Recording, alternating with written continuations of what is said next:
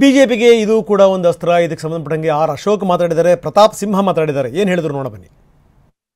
ಈ ಲೋಕಸಭಾ ಚುನಾವಣೆ ಗೆಲ್ಲೋದು ಸೋಲೋದು ಜನರ ಕೈಯಲ್ಲಿದೆ. ದೇಶಕ್ಕೆ ಯಾರು ಪ್ರಧಾನಿ ಬೇಕು, ರಾಹುಲ್ ಗಾಂಧಿ ಬೇಕಾ, ಮೋದಿಯವರು ಬೇಕಾ ಅನ್ನೋದು ತೀರ್ಮಾನ ಮಾಡೋದು ದೇಶದ ಜನತೆ. ಆ ದೇಶದ ಜನತೆ ಸಿದ್ದರಾಮಯ್ಯನವರು ಮುಖ್ಯಮಂತ್ರಿ ಆಗ್ತಾರಾ, ಇನ್ನೊಬ್ಬರು ಮಂತ್ರಿ ಆಗ್ತಾರಾ, ಇದ್ರ ಬಗ್ಗೆ ಯಾರು ಚರ್ಚೆ ಮಾಡ್ತಾ ಇಲ್ಲ. ಎಲ್ಲೂ ಚರ್ಚೆನೇ ಇಲ್ಲ.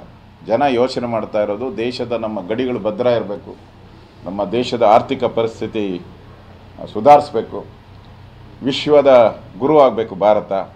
ಈ ದಿಕ್ಕಿನಲ್ಲಿ ಹೊರಟಿರ್ತಕ್ಕಂಥ ನರೇಂದ್ರ ಮೋದಿಯವರಿಗೆ ಇದು ಕುಟುಂಬ ರಾಜಕಾರಣ ಅನಿಸುತ್ತೆ. ಇದು ಅವರ ಮಗನಾಗಿ ಅವರು ಈ ಥರ ಹೇಳಿಕೆ ಕೊಡಬಾರ್ದು. ಅದರಿಂದ ಮಗ ಆಗಿ ಅವ್ರ ತಂದೆ ಬಗ್ಗೆ ಕುರುಡು ಪ್ರೇಮವನ್ನು ತೋರಿಸುವಂಥದ್ದು ಸರಿ ಇಲ್ಲ. ಕಾಂಗ್ರೆಸ್ ಪಾರ್ಟಿಯಲ್ಲಿ ಎಲ್ಲವೂ ಸರಿ ಇಲ್ಲ, ಗೊಂದಲ ಇದೆ ಅನ್ನೋದು ಇದರಿಂದ ಸ್ಪಷ್ಟ ಆಗ್ತಾ ಇದೆ. DKಗೆ ಜೆ ಅನ್ನೋ ಒಂದು ಗ್ಯಾಂಗು, ಸಿದ್ದರಾಮಯ್ಯ ಜೆ ಅನ್ನೋ ಒಂದು ಗ್ಯಾಂಗು, ಪರಮೇಶ್ವರ್ ಜೆ ಅನ್ನೋ ಗ್ಯಾಂಗು.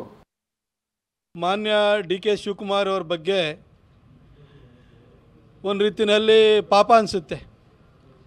ಯಾಕೆಂತಂದರೆ ಚುನಾವಣೆಗಿಂತ ಮೊದಲು SM ಕೃಷ್ಣ ಅವರ ನಂತರ ನಿಮ್ಮ ಮನೆ ಬಾಗಿಲಿಗೆ ಒಂದು ಅವಕಾಶ ಬಂದಿದೆ ಅಂತೇಳಿ ಇಡೀ ಹಳೆ ಮೈಸೂರು ಭಾಗದಲ್ಲಿ ಒಕ್ಕಲಿಗರ ಮನೆ ಹತ್ರ ಹೋಗಿ ಒಂದು ಓಟ್ ಹಾಕಿ ನಿಮ್ಮ ಮನೆ ಬಾಗಿಲಿಗೆ ಮುಖ್ಯಮಂತ್ರಿ ಸ್ಥಾನ ಬಂದಿದೆ, ನನಗೊಂದು ಅವಕಾಶ ಕೊಡಿ ಅಂತ ಕೇಳಿದರು. ಒಬ್ಬ ಪಕ್ಷದ ಅಧ್ಯಕ್ಷ ಆಗಿ ಸಮರ್ಥವಾಗಿ ಪಕ್ಷವನ್ನು ಮುನ್ನಡೆಸೋದು ಮಾತ್ರ ಅಲ್ಲ, ಬಂಡವಾಳ ಹಾಕ್ತಂಥವ್ರು DK ಶಿವಕುಮಾರ್ ಅವರು. ಆದರೆ ಗೆದ್ದು ಕೂಡಲೇ ಸಿದ್ದರಾಮಯ್ಯನವರು ಹಠ ಹಿಡಿದ್ಬಿಟ್ಟು ಅವರ ಕೇಂದ್ರದ ನಾಯಕತ್ವವನ್ನು ಕೂಡ ಅದಕ್ಕೆ ಅವರ ಒತ್ತಡಕ್ಕೆ ಮಣಿದು 2.5 ವರ್ಷ ಸಿದ್ದರಾಮಯ್ಯನವರಿಗೆ, 2.5 ವರ್ಷ DK ಶಿವಕುಮಾರ್ ಅವರಿಗೆ ಅಂತ ತೀರ್ಮಾನವನ್ನು ಕೊಟ್ಟಾಯಿತು. ಆದರೆ ಆ ಚೇರಿಗೆ ಕೂತ್ಕೊಂಡಿದ್ದ ದಿನದಿಂದಲೇ ಸಿದ್ದರಾಮಯ್ಯನವರು 5 ವರ್ಷ ಬಿಟ್ಕೊಡಲ್ಲ ಅನ್ನೋದನ್ನು ಅಲ್ಲಿ MB ಪಾಟೀಲ್ ಅವ್ರ ಮುಖಾಂತರವಾಗಿ ಈ ಹೇಳಿಕೆ ಕೊಡ್ಸೋಕ್ಕೆ ಶುರು ಮಾಡಿದರು.